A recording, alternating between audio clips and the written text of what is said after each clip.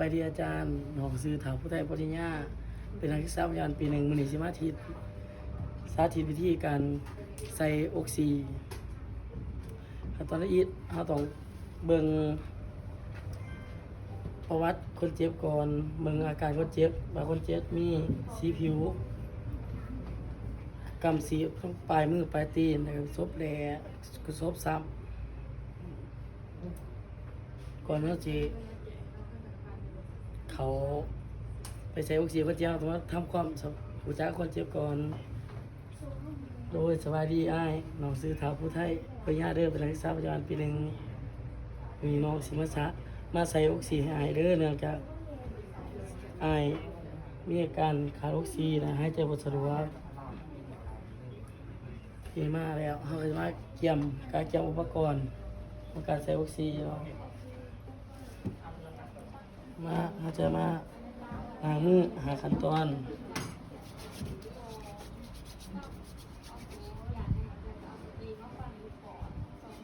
ล้างมือแล้วเขาจะ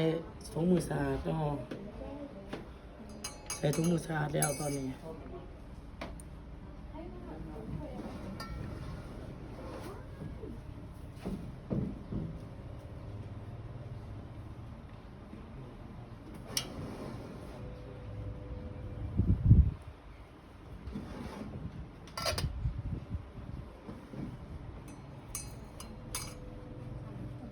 เมื่อใส่ถุงมือสะอาดแล้ว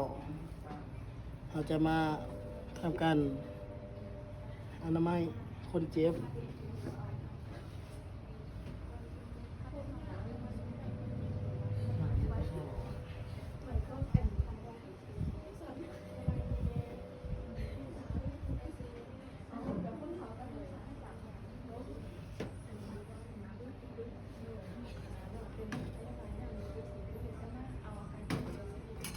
เขาจะอนามัยพอบอลใช้ออกซิหลังจากที่อนามัยแล้วเขาจะมาเตรียมสายใส่ออกซิเนาะโดยการเบิ่งวันที่วัดอายุของสายเราจะ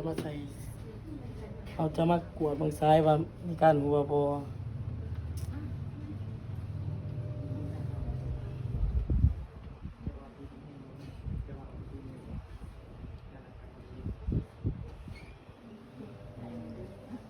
เราจะมากวดเบิ่งสายว่า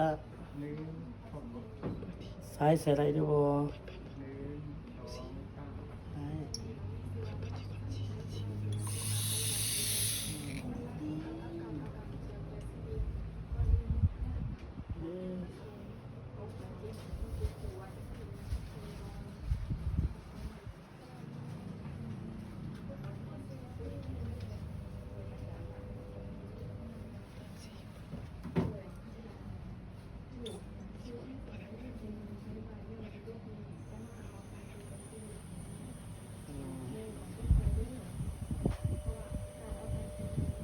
เมื่อเราใส่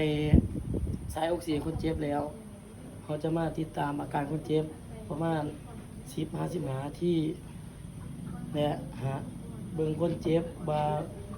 มีสีหน้าสดใสขึ้นบ่ว่ามีอาการแพ้บ่แล้วกับบอกญาติพี่น้องคนเจ็บบ่ให้มาเล่นโทรศัพท์ใกล้กับถังออกซิหรือว่ามาสูบยาเพราะว่ามัน